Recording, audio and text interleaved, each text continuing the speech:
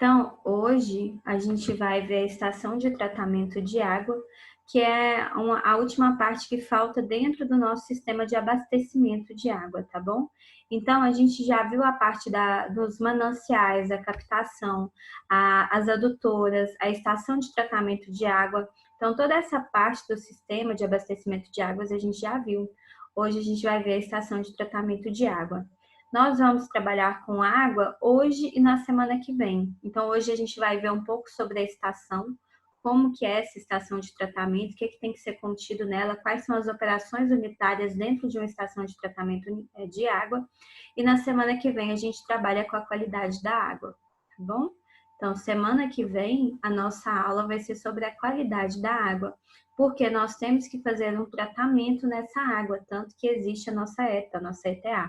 Então, se nós temos que fazer esse tratamento, é porque a água ela tem que preencher certos padrões de qualidade para que ela possa ser consumida, para que ela possa ser considerada uma água potável. Isso a gente vai ver na próxima semana. Então, hoje a gente fala sobre a estação de tratamento de água. Então, quando a gente fala em estação de tratamento de água para abastecimento público, nós queremos sair com água potável no final. E os projetos dessas estações de tratamento de água, eles são regidos pela NBR 12216. Então, essa NBR é a NBR que a gente vai utilizar para fazer um projeto de estação de tratamento de água. Lá fala todas as informações sobre vazão, sobre as operações unitárias dentro da estação de tratamento, tudo que a gente precisa está aqui dentro dessa norma, tá bom? Então, o que ela vai dizer? Ela vai fixar quais são as condições exigidas na elaboração desse projeto de tratamento de água, destinada à produção de água potável para o abastecimento público. Então, essa água é para abastecimento público, para consumo público, tá bom? Então, o que é uma ETA? É uma estação de tratamento de água. Vai ser o conjunto de unidades destinado a adequar as características da água aos padrões de potabilidade. Então, dentro da estação de tratamento, vão ser feitas várias operações com o objetivo de tornar essa água potável, de fazer o tratamento da água para que ela possa ser consumida. Então, dentro daquela nossa visão geral do sistema de abastecimento de água, a gente tinha o manancial, que a gente faz a captação, as estações elevatórias, as adutoras, a ETA está bem aqui no meio. Então, dentro da estação de tratamento, ela é a parte central da nossa captação, a gente leva para a estação de tratamento, e depois de passar pela estação de tratamento, a gente pode fazer a distribuição dessas águas, ok?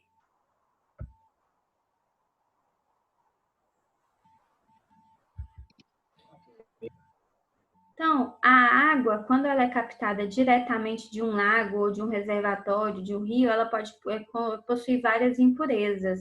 E essas impurezas, elas são prejudiciais à nossa saúde se forem consumidas sem algum tratamento. Então, as impurezas, além de serem prejudiciais à saúde, porque podem vir aqueles parasitas, podem conter materiais ali que são solúveis na água que não vão causar que vão prejudicar a nossa saúde. Então, além disso, as impurezas elas podem dar à água cor, turbidez, sabor e um cheiro desagradável. Então, quando a gente fala que a água ela tem uma cor, uma turbidez, isso vem devido à impureza presente na água. Ah, professora, e a salinidade? Quando a gente fala em salinidade, em água salobra, ela não é devido a essas impurezas. Então, a água salobra é devido à quantidade de sais na água. Não sei se vocês se lembram que há um tempo atrás a gente falou sobre isso, que ela tem a ver com a quantidade de sais. As impurezas, elas não fazem com que a água seja salobra, tá bom? Isso é uma outra classificação. Então, as impurezas, elas causam cor, turbidez, sabor e cheiro desagradável. Então, essas substâncias, essas impurezas, elas podem ser classificadas de 3 formas diferentes. Então, elas podem ser impurezas físicas, impurezas químicas e impurezas biológicas. São os 3 tipos de impurezas que a gente pode ter na água. Então, o que são impurezas físicas? São impurezas onde as substâncias não estão dissolvidas na água e se encontram em suspensão.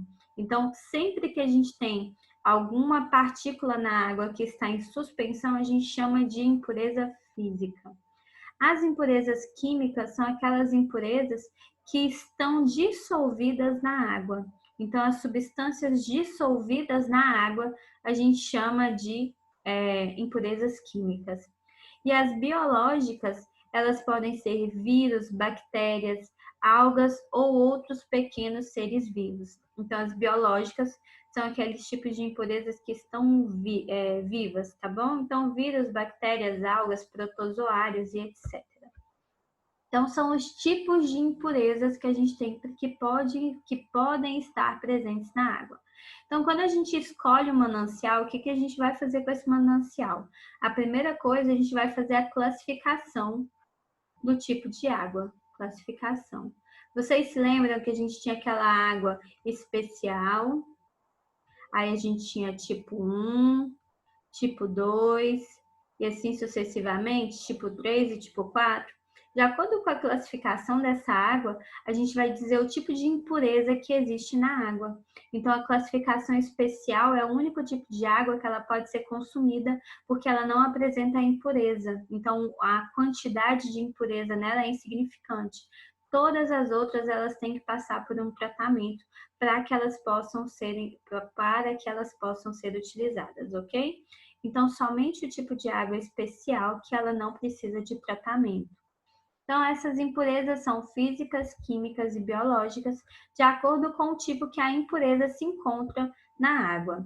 Então, toda a água que é destinada ao abastecimento público, ela tem que passar por um processo de tratamento, para que esse processo remova essas impurezas. Então, qual que é o objetivo? É tornar a água agradável à vista e ao paladar. Então, a água pode não ter gosto de nada, mas se a gente vê uma água meio amarelada, a gente já não vai ficar muito satisfeito em beber aquilo. Então, ela tem que ser agradável à vista, além de ser também agradável ao paladar. Porque a água, ela não pode ter gosto, então a água não tem sabor. Tem que torná-la compatível com a saúde humana, então tem que eliminar todas aquelas impurezas biológicas para não ter risco para a saúde humana. Tem que evitar a destruição do sistema de abastecimento de água.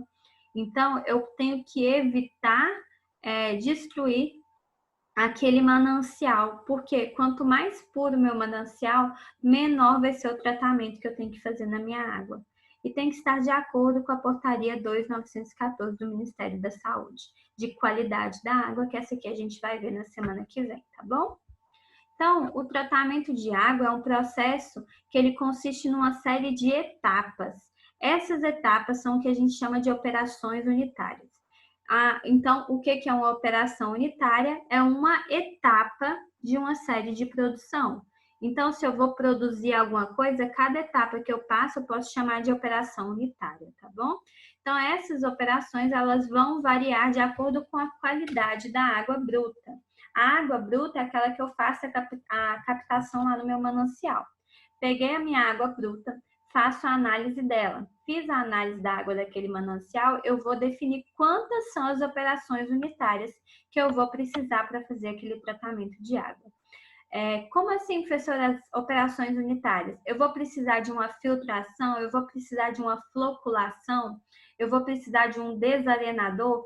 Cada etapa dessa que a minha água vai passar, a gente conta como sendo uma operação unitária.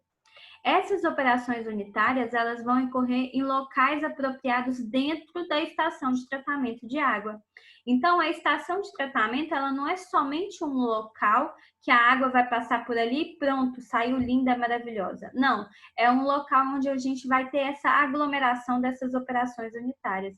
A gente vai ter o conjunto de operações que no final vai trazer para a gente uma água de qualidade, tá bom? Então, essas operações se englobam dentro da estação de tratamento de água. Elas têm que ser dimensionadas para uma determinada população e quantidade de água. Então, eu vou dimensionar a minha ETA de acordo com a população que vai fazer a utilização e de acordo com a vazão máxima. Porque cada operação ela vai ter o seu tempo de produção. Então, não é instantâneo. Cada operação eu vou ter um tempo de produção diferente.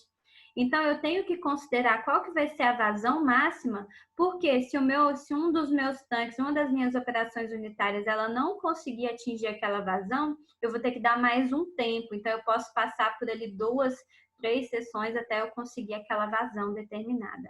E a gente precisa também evitar a afluência das vazões superiores à vazão máxima. Como assim? Eu não vou produzir uma vazão além da vazão máxima necessitada, porque a ETA ela vai ter todo esse tempo de produção. Então, aí a gente precisa levar em conta essas vazões.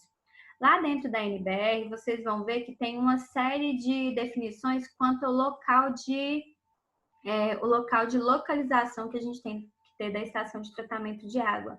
Então, tem que ser um local de fácil acesso, porque quando a gente tem uma estação de tratamento de água, vão chegar lá produtos químicos para que a água possa ser tratada. Então, tem que ser um local de fácil acesso, tem que ser um local livre de enchente, de enxurrada, para que essas águas elas não possam prejudicar o nosso tratamento de água. Então, tudo isso vocês vão conseguir encontrar essas informações dentro da NBR que eu passei para vocês, que está lá no nosso material de aula, tá bom? Então, o tratamento de água, ele vai constituir a base do abastecimento de água e é uma tarefa que tem que ser mantida sempre sem interrupções. Porque a captação pode ser interrompida? Pode, às vezes uma bomba estoura, a gente vai e para, porque eu tenho que levar sempre aquela água para a minha estação de tratamento, mas a estação de tratamento ela nunca vai parar de funcionar. Então, ela sempre está lá funcionando para poder garantir aquela vazão no reservatório de distribuição. Se a estação de tratamento ela parar, a nossa distribuição ela vai ser afetada, tá bom? A quantidade de água produzida na ETA pode não ser suficiente para satisfazer as necessidades de consumo, não por insuficiência da capacidade de tratamento, mas devido aos elevados índices de perda na distribuição. Porque quando a gente tem vocês já viram isso, que a gente tem perdas durante a distribuição de água. Então, várias perdas na rede. Essa água que é perdida durante a distribuição, ela já é uma água de qualidade. Então, a gente tem que evitar que existam essas perdas, essas fugas de água, porque essa água com uma qualidade já adequada, ela não vai ser imediatamente reposta. Quando a gente tem perda entre a captação e a estação de tratamento, é fácil de repor essa água. A gente só vai lá e aumenta aquela vazão que a gente tem na captação.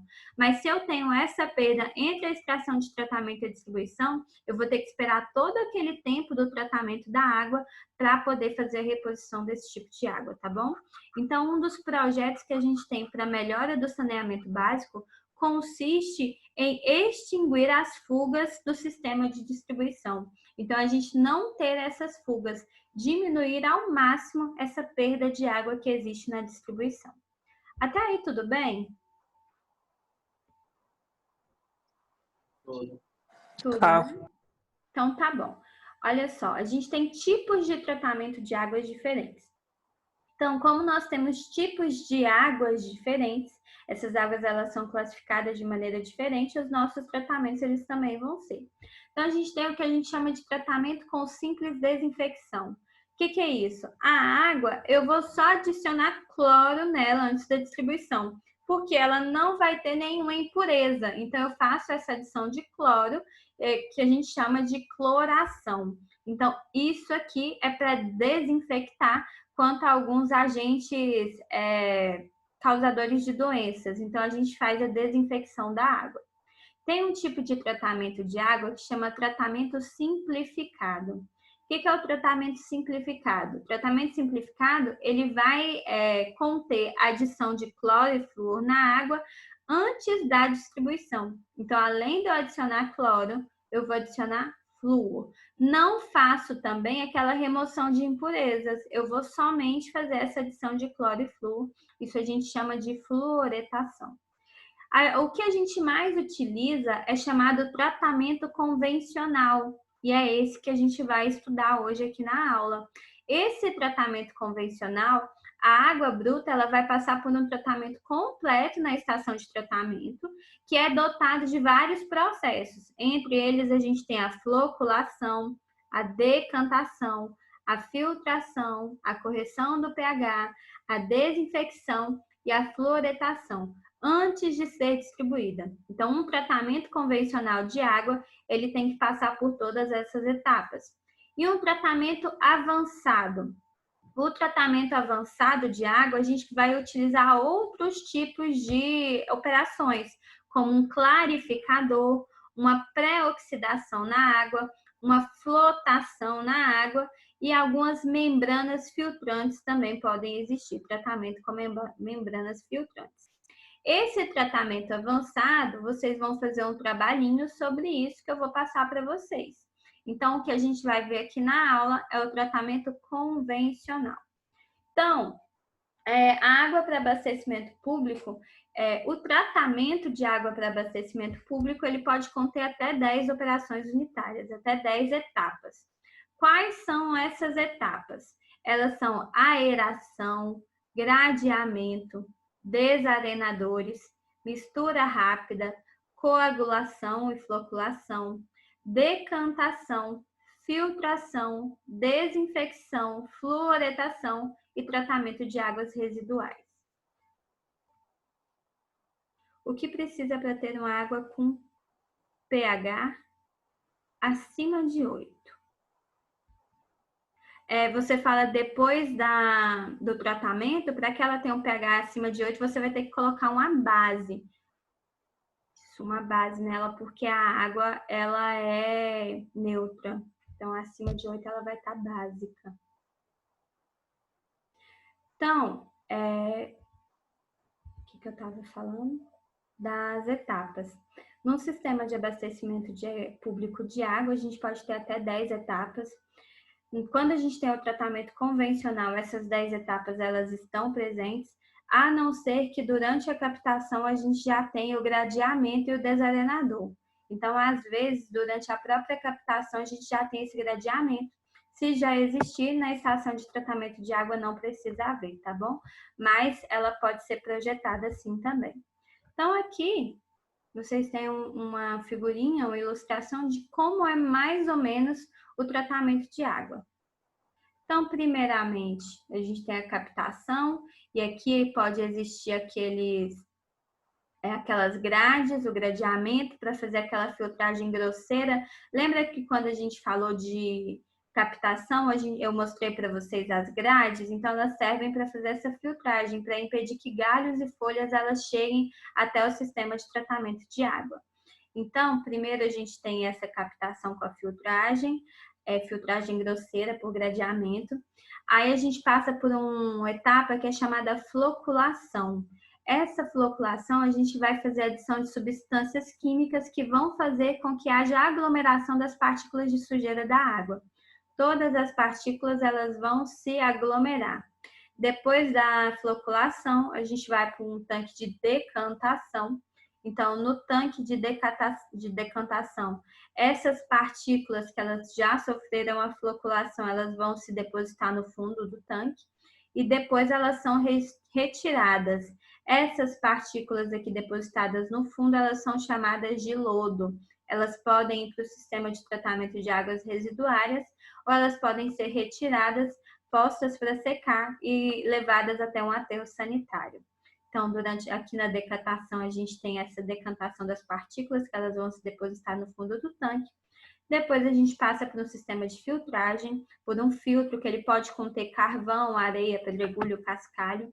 Então, esse filtro aqui, ele vai depender da porosidade dos materiais que ele é formado.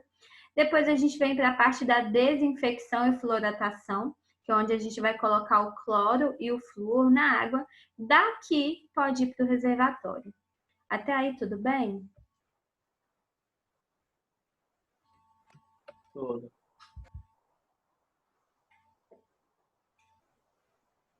Aqui é só uma ilustração para vocês de uma estação de tratamento de água. E a gente vai falar de cada uma das nossas operações unitárias. A gente pode chamar tanto de etapas quanto de operações unitárias, tá bom? Então, A aeração é a primeira. O que ocorre na aeração? É o processo da gente adicionar ar na água. Então, a gente faz essa adição de ar. Por que a gente vai adicionar ar? Porque quando a gente faz isso, o ar ele vai reagir com o ferro e o magnésio, magnésio presente na água.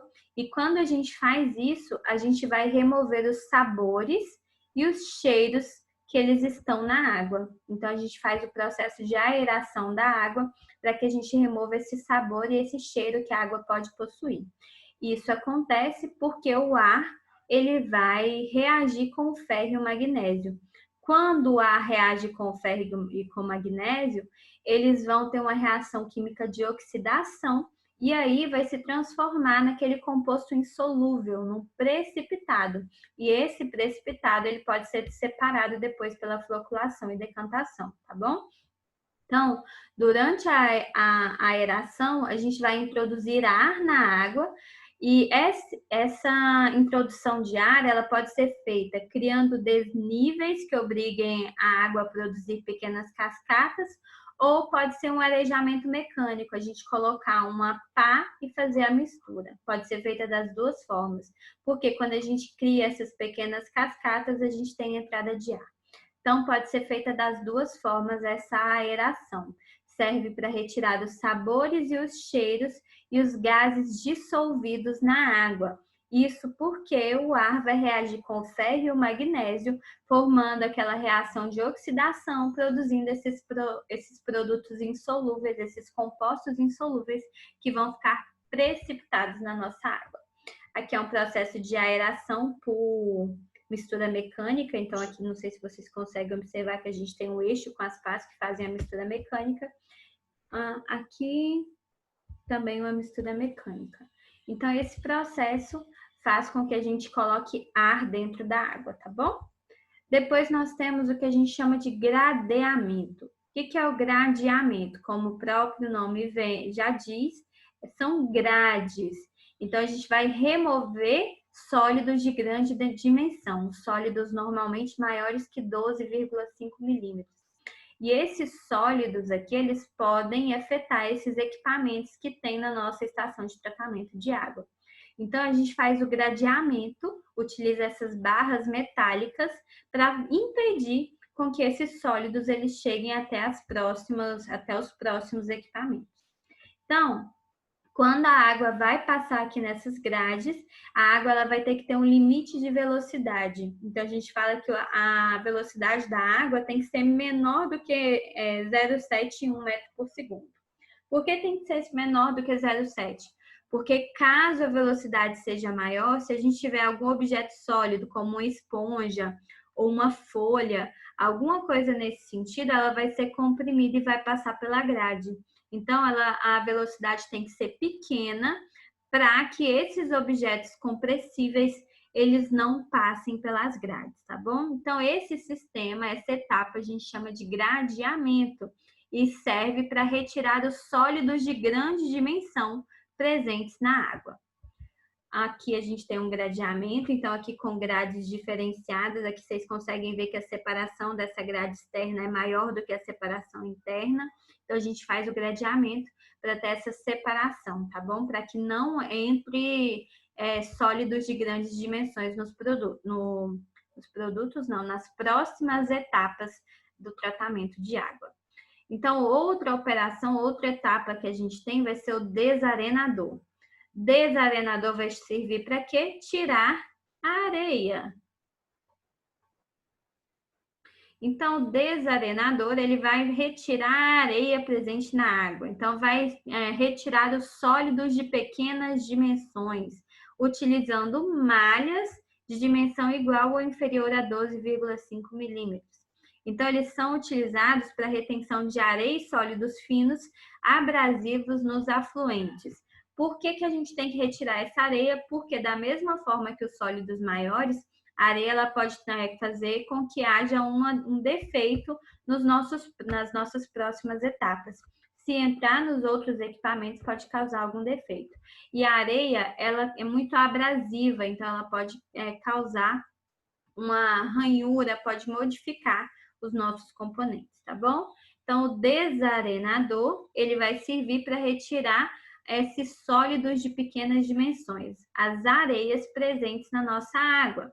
Ele tem que ser bem dimensionado, de maneira que o material pesado que se deseja remover, liberando a matéria orgânica que será removida no processo posterior. Então, o desarenador, ele serve para retirar esses sólidos de pequenas dimensões. Aqui uma imagem de um desarenador para vocês verem. E aí, outra etapa que a gente tem é o que a gente chama de mistura rápida. O que é a mistura rápida? A mistura rápida é um tanque onde a gente vai misturar produtos químicos na água.